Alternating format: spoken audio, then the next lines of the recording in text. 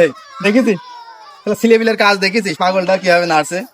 আরে দোস্ত চিনিস নে? আরে আমাদের সেই দোস্ত মারি। কি বলিস? হ্যাঁ। বাড়িদের আজকে ওই অবস্থা। আর দোস্ত বলিস নে, ওর একটা সৎ মা আছে না, ওর ওই সৎ মা মনে করো যে তো সম্পত্তি আছে অনেক, সম্পত্তির ভাগ পাবে বলে আজকে ওই মারিদির এটা ওটা খাইয়ে পাগল করে রেখেছে। কি বলিস? ও এত সুন্দর শিক্ষিত ছেলে সামান্য সম্পত্তি লোভে এই কাজ করেছে ওর মা। আর বন্ধু, আজকাল সম্পত্তির জন্য কত কি হয়ে যাচ্ছে, ছেলেটাকেও পাগল বানিয়ে রেখেছে। সৎ মা তো সৎ মাই হয়। এই এই ছেলেপিলে, এই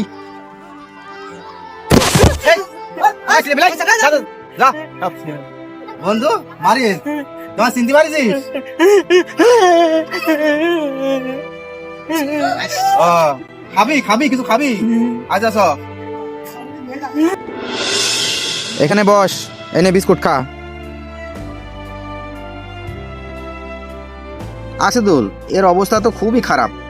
আসলে সৎ মাঝে এগুলা করে, এগুলা করা ঠিক না। তুই ঠিকই বলেছিস, আসলে সম্পত্তির লোভ খুবই ভয়ঙ্কর।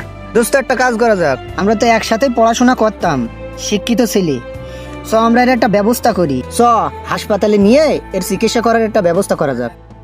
হ্যাঁ বন্ধু, ঠিকই বলেছিস। আমরা যদি মানুষের পাশেই না দাঁড়াই তাহলে দাঁড়াবে কিটা?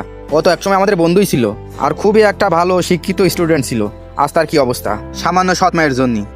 চ আমরা ওর ভালো জায়গার একটি হসপিটাল দেখে ওরে ভর্তি করে ওর চিকিৎসার ব্যবস্থা করে দিই।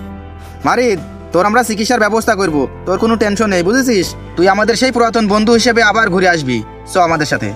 আসুন আমরা এ সকল মানুষের পাশে দাঁড়াই। আমাদের একটু সহযোগিতা ও ভালোবাসাই পারে তাদের জীবন আবার আগের মতো নতুন করে ফিরিয়ে দিতে। আমাদের ভিডিওটি ভালো লাগলে অবশ্যই লাইক, কমেন্ট এবং শেয়ার করবেন। ধন্যবাদ সবাইকে।